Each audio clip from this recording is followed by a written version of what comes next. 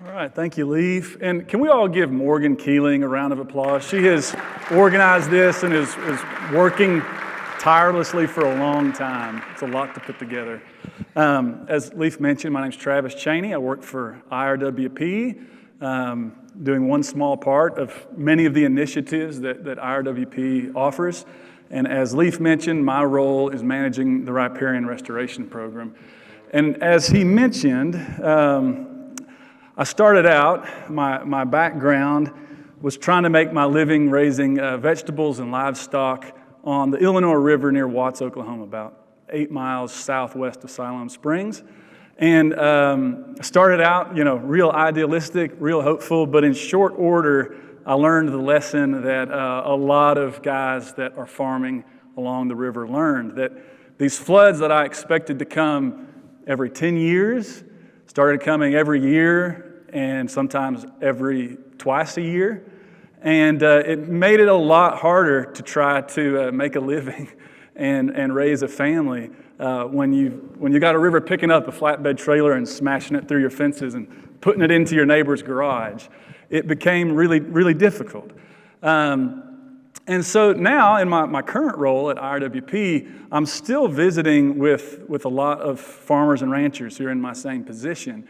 And I feel like what I'd like to do today is a couple of things. One, sort of translate some of the concepts we've been talking about and play them out downstream and show you, just in our watershed, how our stormwater control measures are playing out downstream. And then also provide you some context about what we're doing in terms of restoration and conservation and how upstream urban land use is really affecting the kind of restoration that's necessary. It's making it more expensive. It's limiting its efficacy, and it's making it a harder lift for landowners who want to have some sort of restoration done. It's making it a lot more expensive. So some consistent complaints that I hear, and if any of y'all are out in the watershed talking with farmers and ranchers, number one thing I hear every guy say, and these guys have been on the property, a lot of them 70, 80 years. They've seen the change over that time. They'll say, it used to take 8 to 10 inches to get this creek up out of its banks. Now, every 2 or 3 inch storm, my field's underwater. The creek comes up faster. It's coming up more often. My hay field's becoming a gravel bar. I don't know if anybody's ever tried to cut hay on a gravel bar before, but it's not very profitable, and it's hard on equipment. And one of the things that guys say is, I'm rebuilding fence 3 or 4 times a year. And, in our Riparian Restoration Program, one of the things that we're trying to encourage is limiting livestock access to the creek, which I'll talk about. That's a lot heavier lift to ask of a landowner if they're having to rebuild fence now 3 times a year as opposed to once every 5 years. It's a much bigger ask. It's a lot harder sell, even for somebody who is sympathetic to the cause and gets it. This picture here I took maybe 2 weeks ago. It shows you, that fence is maybe 3 years old, and now it's 25, 30 feet out in the middle of the creek. The creek just went right, there were trees there. It didn't matter. The creek just went right behind it. The flows are so intense as a combination of increased precipitation, increased runoff. Planting a few trees on a lot of these things, it's not going to do anything at all. So what do we do about it? One small thing is our Riparian Restoration Program. It's, like Leaf mentioned, a $2.8 million initiative funded half by Walton Family Foundation, half by Arkansas Natural Resources Division. We're providing 75% cost share for a whole suite of conservation and restoration activities focused on water quality, BMPs. As the name suggests, we're focused on riparian restoration, but there's a whole suite of things we can fund. Kind of big picture goals for the program are, it's a 5-year program. We're trying to revegetate 20 miles of stream during that time. We're trying to provide significant amount of acreage of off-stream watering facilities for livestock. And some of y'all may not know this, Benton County, last I checked, I don't know if anybody from Farm Bureau is here, last I checked, Benton and Washington County were still the 2 biggest beef producing counties in the state. So, I think 2015, half of the cattle raised in the state of Arkansas were in these two counties. So it's still a really big industry in our part of the state. And then also we can fund 43,000 feet of linear fence for livestock exclusion and encouraging rotational grazing practices. One limit of our program is we're really trying to laser focus in on our impaired streams. And so in the Illinois River watershed, we've got 5 streams that are impaired. You can see the list there. You'll see the most common impairment in our subwatersheds, E. coli. And so when I'm working with farmers and ranchers, we think about out in rural areas, what are the most common sources of potential E. coli contamination, failing septic tanks, wildlife, livestock, near streams. I feel a little bit embarrassed sharing this graph. I know Erin Scott was here, but this is a study that Erin Scott and her colleagues did several years back looking at sampling they'd done in the Illinois River watershed.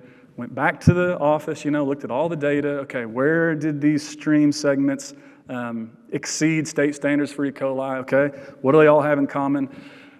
More or less came down to one thing.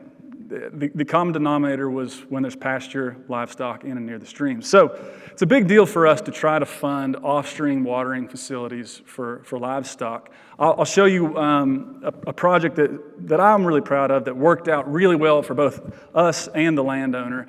This is a gentleman whose family's been on this property since 1860.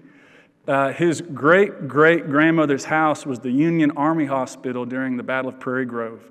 So he's been there a long time. One of his forebears had developed a couple of springs on the property, built a little spring box, had a pipe coming out of it, and then it seeped really slowly across his pasture, kept it really muddy. It was a really flat, about a mile across of there. Every year he'd have to come through with a tractor and cut this ditch deeper to try and get the water moving. Cattle were in it all the time. It wasn't a great candidate for like a full-scale riparian restoration. Just didn't make sense. So we talked it over, tried to figure out what we could do, and what we wound up doing was hooking on to that pipe that his great-granddad had put there. We ran it underground for almost a mile and stubbed it up into 7 different tire tanks. And he's got a lot of cattle, so these are 12-foot tire tanks. So if you stood that tire up on its side, it'd be 12 feet tall. They came off mining haul trucks. And then it goes out of that last tire tank, fills one, goes underground, fills the other one, and then it comes out on the other side as clean as when it left the ground, just about. Not precisely, but very close. At least there aren't cattle in it 24/7. And he was able to regrade that ditch, get vegetation growing there again, cut hay on it. And so this is the kind of thing we're trying to find. Where can conservation measures and productive agricultural use kind of coincide and work together? So for those of y'all who haven't spent a lot of time around cattle, one of the reasons we're trying to have so many alternative watering facilities is that cattle have a trait that when they have to travel more than 800 feet to water, their behavior changes. So they tend to travel as a herd. So instead of all being out grazing, putting on weight, they all get up together, make the longer trek to water, and then they spend more time loafing at that watering point, depositing manure and urine at that watering point. If it's a creek and they're loafing there for a long time, it's a lot of opportunity for E. coli contamination, a lot of opportunity to trample stream bank vegetation. But they actually use more of the available forage when they have more water sources. So what we're trying to do is help producers get higher average daily gains on their livestock, use more of the forage that's available for them, and provide as many clean sources of water as possible. Rotational grazing is another practice that we're trying to encourage. Again, building more dense and thick turf, reducing overgrazing. We have one person who's participated in our program here today. We try to be, again, as flexible as possible. Here's a gentleman that wanted to rotate his cows every single day. So building 30 permanent tire tanks didn't make sense. All it required was we ran a line across his property, a couple of quick connects. He cut a 55-gallon drum in half and put a float in it. And now every day that fills up. When he needs to move it, he kicks it over, unhooks it, moves it to the next field, hooks it in, and moves his cattle across that way. We built some watering lanes. we try to get as creative as possible using proven low-cost solutions. Installing stabilized stream crossings for cattle and equipment. So those are just some of the on-farm practices that we can fund, but we're not funding just on-farm practices. We can fund practices, urban areas, suburban areas, anywhere somebody will work with us.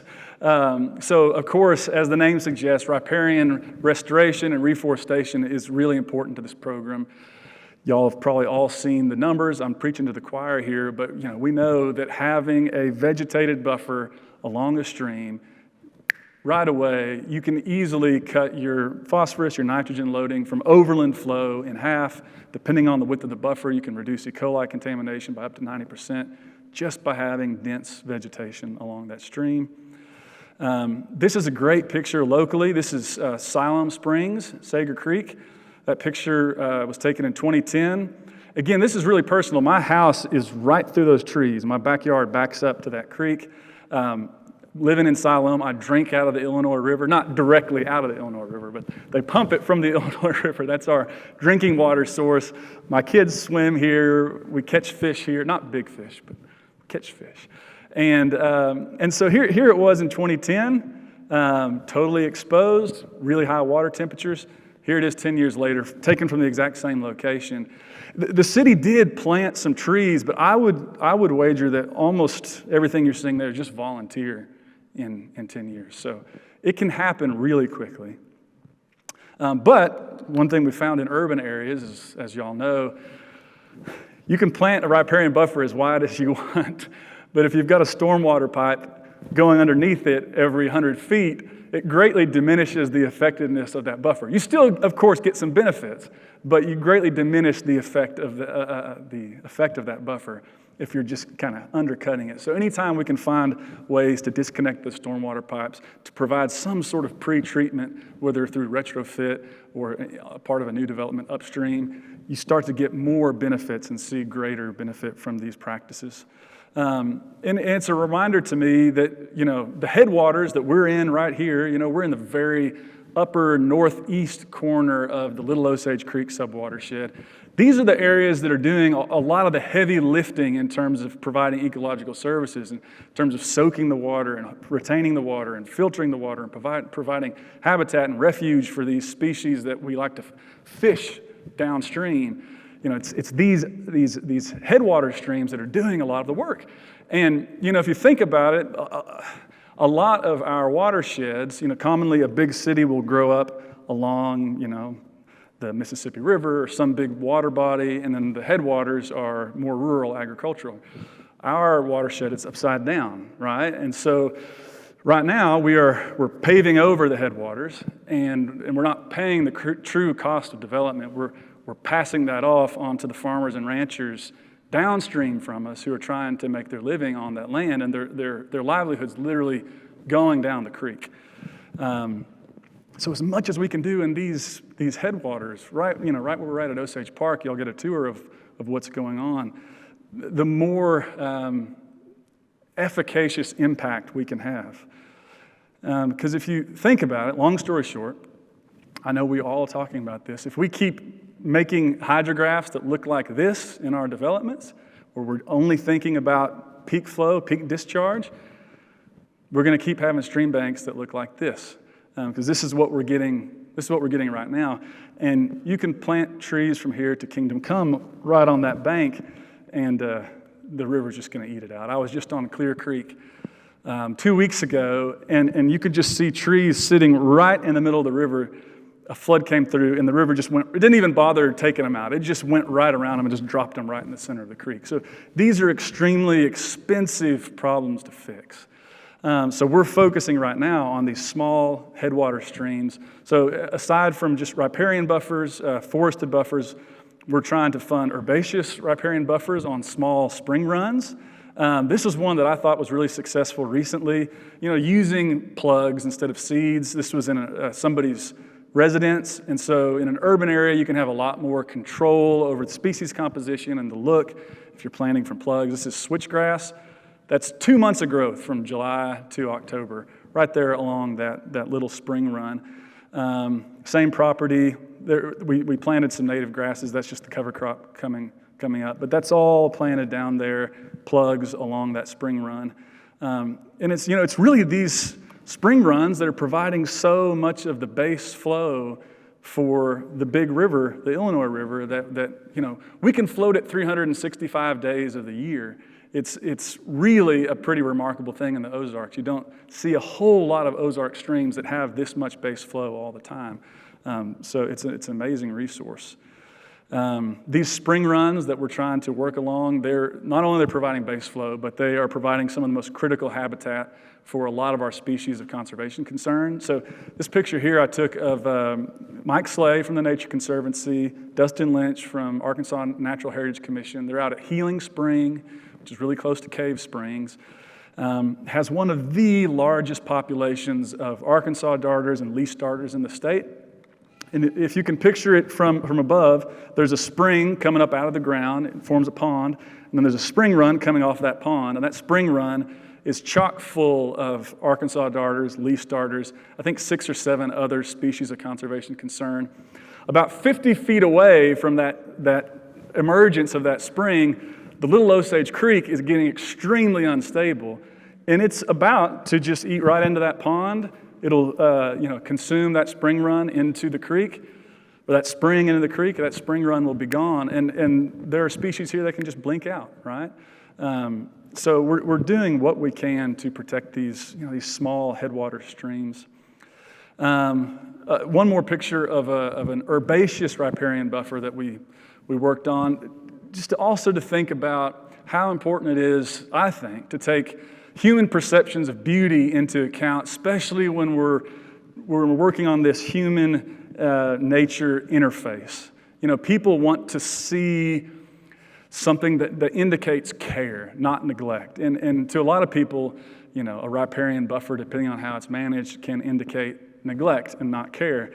And so one of the things that I've found, either find a way to indicate care, whether that's through the way you manage it, whether that's through signage, some sort of public outreach, or sooner or later, somebody from the city is coming along in this tractor here and mowing down your riparian buffer.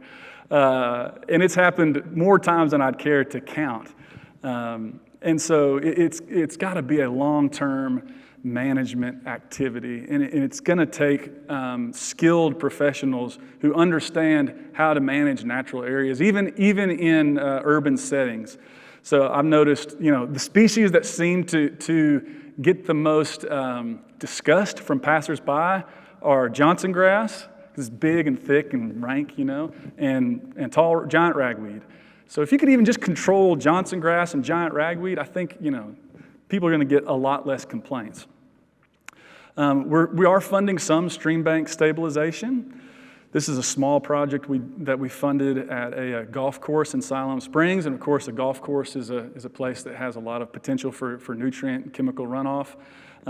Contractors on this were Natural State Streams. Again, this is a small project. If you think about big stream restoration projects, say out on the Illinois River, you could expect $450 a linear foot, $500 a linear foot. This was more in the neighborhood of $80 a linear foot, but saw really, really great results. But I do want to mention something here. So when we finished this project, we estimated that we were reducing annual sediment load into Sager Creek by the equivalent of about 6 dump truck loads a year, which I would think is good. Yesterday, I was just out with a whole bunch of guys from Arkansas Natural Resources Division's Unpaved Roads program. And one of the guys from the county was talking about a crossing they have to fix every single time they get about a 2-inch rain. He says, we bring 2 dump truck loads of gravel down here about 6 times a year. So there's 12 dump truck loads of gravel at one stream crossing. So as we think through, where's our biggest return on investment, it's something we've got to think about in terms of really big picture. The other things we can fund, native grass and wildflower establishment. This is a project we've been working on for about 2.5 years at Johnson Lift Station, kind of between Springdale and Fayetteville, with the idea of making it into a nature park. It was just mowed by the city for a long, long time. We've been trying to establish native grass and wildflower here. Here's another way. That last one was seed drill. This was Hydra Seeding at a project this year. And this is one that's been really exciting. It was we were working on a riparian restoration project at John Brown and kind of stumbled across this little remnant prairie. Theo Witzel came up from ANHC, found at least 2 rare species there. And then this year, John Young from Arkansas Audubon brought his little sweeper up here and harvested 250 pounds of big bluestem seed off of it that they then use. They take it to Roundstone Seed in Tennessee, who cleans it, give it back to farmers in Arkansas who grow it out, and then sell it back to Roundstone Seed. And then Roundstone, will sell it to RDOT or sell it to TNC or whoever is doing a big restoration project in our corner of the state. So, we were already seeing other economic impact on this project. And just by way of comparison, 2 different projects. Johnson Lift Station is what I call highly degraded. We were basically starting from scratch. We've been there 2.5 years. We have just smoked it. Probably 6 rounds of herbicide treatment, at least 3 times of brush hog, seed drill, 2 burns, 3 to 5 years of active management before you're going to see really acceptable results. JBU Prairie, high quality prairie. Only thing that was done there was the old gentleman who'd hate it forever quit haying, and Brad Burns went out there with a backpack sprayer and sprayed out a little Johnson grass. Year 1, we got 250 pounds of big bluestem seed off of it. So for me, it's a really good indicator of the old adage, an ounce of prevention is worth a pound of cure. The more that we can preserve these green fields, the less it's going to cost. Constructed wetlands are another practice we can fund. And as I close, I just wanted to show a couple of pictures here of a reminder to all of us of what we're fighting to protect. These are some photographs I took on the Illinois River just this year. This is the Illinois River in Arkansas. You can get on Chamber Springs Access, drive 30 minutes that way, and you'll be there. You can float it any time of year, almost 30 miles of floatable stream, great smallmouth, catfish, spotted bass. And then, you think about, why is this such a big deal? You go into Oklahoma, and in Oklahoma, I hope I'm not using hyperbole here, but in Oklahoma, the Illinois River is like the way that we think about the Buffalo River here. It's a $9 million tourist industry. It's almost 70 miles of floatable stream. And so you remember how up in arms everybody got when there was a hog farm built near the Buffalo River. Imagine you're living in Oklahoma and thinking about 1 million people living in the headwaters of your Buffalo River. So this is what we're up against, 500,000 people here now, looking at having 1 million in 20 years, which for me means half of what's going to be built hasn't even been built yet. We still have, the willpower, hopefully, and the momentum to get something done. But it takes getting everybody in the room like we're doing today. So I'm going to close with one quote from a person who I think most of y'all probably recognize, Wendell Berry. Whether we and our politicians know it, nature is party to all our deeds and decisions. She has more votes and a longer sense of memory and a sterner sense of justice than we do. So thank you all. Does anybody have any questions for me?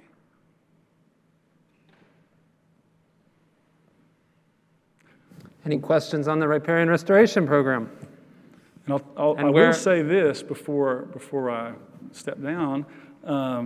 If any of y'all know anybody that lives in our watershed, or there are several conservation agencies represented here today. Our project funds 75%. We're always looking for match from landowners or from other conservation agencies. So it's events like this that are good for us to kind of visit amongst ourselves and figure out what the needs are in the watershed and what opportunities there are. So thank you so much. It's good to see everybody here.